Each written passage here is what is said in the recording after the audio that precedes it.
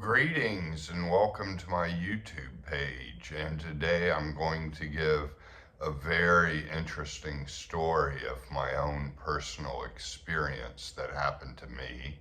I want to first say that I offer coaching services to help guide you through the steps, answer any questions you might have, and provide a safe space to process anything and everything, especially including the steps of initiation into Hermetics, but it is not limited to that. I'm trained in counseling, so I can offer a variety of um, skills to you, really.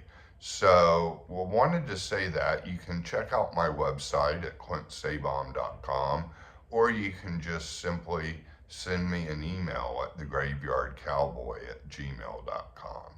That having said, let's get to the story. And I want to preface this by saying that the term astral projection has never quite related to me, because projection implies a moving outward. And at least in psychology, it does as well.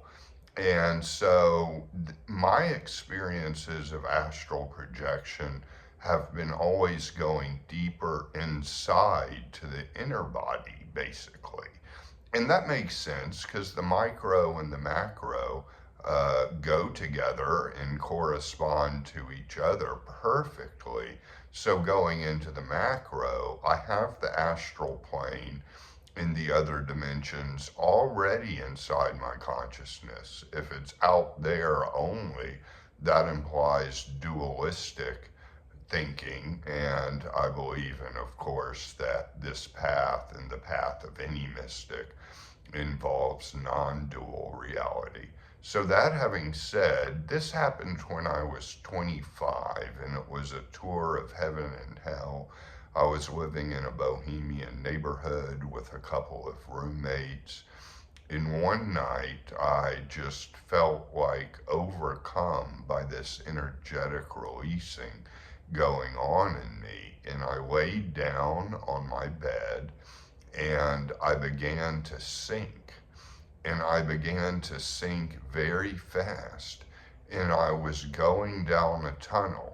It was not a tunnel into the lower world as indigenous traditions often teach it, and under a lower world of forest and guides and whatnot. I started sinking down a tunnel with bones and blood, and I heard an inner voice saying, "You are entering the gates of hell." Now, I want to say with hell, I do think that the dogmatic explanation of hell is not exactly true. It's always temporary. Hell is always temporary. It's much more akin to the notion of purgatory. And so you can always leave it. It's not permanent.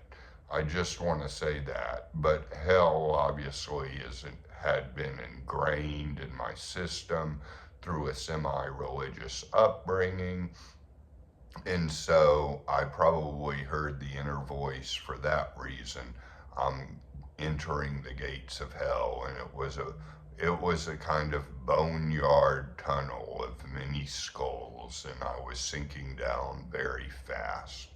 And I basically had the thought, I am not able to survive this. I did not want to have to endure that. I wasn't in any shape to do it. Now, I would have survived, but I wasn't in the state of consciousness to really explore. So as I was going further deep down the tunnel, the instinct just came in me silently to pray. And as soon as that happened, I had a vision of an old man with a staff on the mountaintop, probably akin to the hermit archetype in the tarot deck, if you're familiar with that. And he prayed for me. and implored God to deliver me. And right then, far from the left side of my brain, which I have heard of other conversion experiences, not that this was a conversion experience, but I have heard of other experiences of God coming from far off in the left side. And it seemed to come from way far off, but it was rushing fast. And before I knew it, I was surrounded by golden light, almost like the sun had been shooting right at me. And I was immediately lifted out of the gate, the tunnel going down to the gates of hell, and I entered the kingdom of heaven. And I was safe in that. And with Barden teachings, that probably corresponds to the spirit world of the higher level, although there could be higher levels of heaven in the astral plane as well, where it's very, very safe and full of unconditional love. And I was just surrounded by this love and in the kingdom of heaven. Now, at this point, I just started laughing because I was so relieved and I was so grateful. I was like, wow, there is a God after all. It's very real. You know, I had still probably had some doubts about the Western notion of God, especially using the word God, and had been at the time much more comfortable with Taoist or Buddhist teachings and the concept of emptiness. But this was God. The hermit with the staff was pounding his staff on the rocky mountain, imploring God to come. And God came far off from the left side, surrounded me, and I was lifted into the kingdom of heaven. And I saw white light, and it was almost overwhelming. But there was so much unconditional love. I was very grateful, so grateful for it all and for everything that basically happened. And so this experience happened, and I was basically beginning to laugh so hard, but I was so caught up in the kingdom of heaven that I didn't remember I was laughing. And I was laughing because I thought, wow, this is so easy, and that was so funny. I was almost like, I felt like the whole experience had a comical nature, like, wow, I was just lifted from the depths and the underworld into basically the kingdom of heaven, and it was bright, and I was going kind of around exploring, and all this was happening in kind of ESP thinking, where you could communicate with people with just thoughts. And I saw different figures greeting me, and they were basically glad to see me. It was a whole reunion going on in the kingdom of heaven, which I believe sometimes happens with people after they die.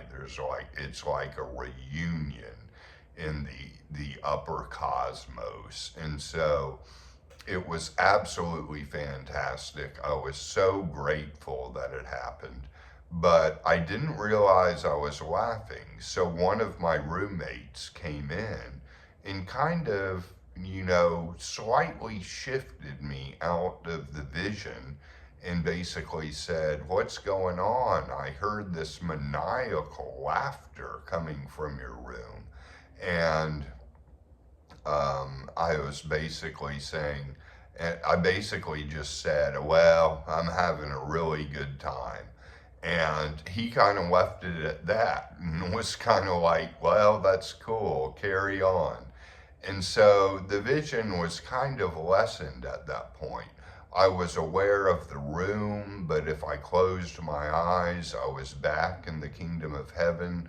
And so I had kind of come into maybe a half sleep or a trance where there was both going on at the same time. And I did a funny thing. There were CDs I used at the time, and I put in a CD of Bruce Springsteen, the boss, singing. And I got on the chair, basically, and just sat back listening to the boss singing, closing my eyes, and I was right back into the kingdom of heaven. And Bruce Springsteen on the CD was singing Thunder Road. And it's kind of about leaving a small town in a car, which Bruce Springsteen has a lot of songs like that. But I was going down Thunder Road, and Thunder Road became these steps ascending into higher and higher levels of heaven. And it was gold, they were golden steps. And, I felt like, wow, this is the new Jerusalem. And Thunder Road became the road I was traveling. And it actually accelerated my traveling. So I was basically traveling up and up. And that was Thunder Road, kind of a winding golden staircase up into the upper region. But I think eventually I was doing so much in the physical world and aware of my room that I eventually kind of just came out of it. Maybe I kind of wanted to come out of it, but I was still in the mindset of the kingdom of heaven. And I still had golden light just basically flowing all through me. And, golden light and white light, I would describe it as. So I just kind of relaxed the rest of the night, feeling so good, and especially just so grateful that, wow, God is real. It was really uncanny. Now, I didn't do anything drastic at that time or change my lifestyle, really. I kind of kept it just personal. I'm probably only sharing it now on videos because it's been a while and I've had a time to process it. I haven't told even a lot of people in my life about this experience, but I'm sharing it with you listeners who are so good about supporting my channel. So that was one of my experiences of astral travel, which again was more of a sinking in the kind of shamanic way that they talk about and going into the inner body. So I hope you enjoyed that story, and you can always email me at thegraveyardcowboy@gmail.com or go to my website too, ClintSabom.com. I've also got 2 courses on Perseus Arcane Academy, one free course on steps 1, 2, and 3, and another paid course that's only $49 on steps 4, 5, and 6. So you can check that out at Perseus Arcane Academy, which is full of a lot of good Barden teachers as well, and magical teachers and other subjects as well. So yeah, hope you enjoyed this story, and I wish all of this energy to come to you now. Blessings, and I'll see you next time.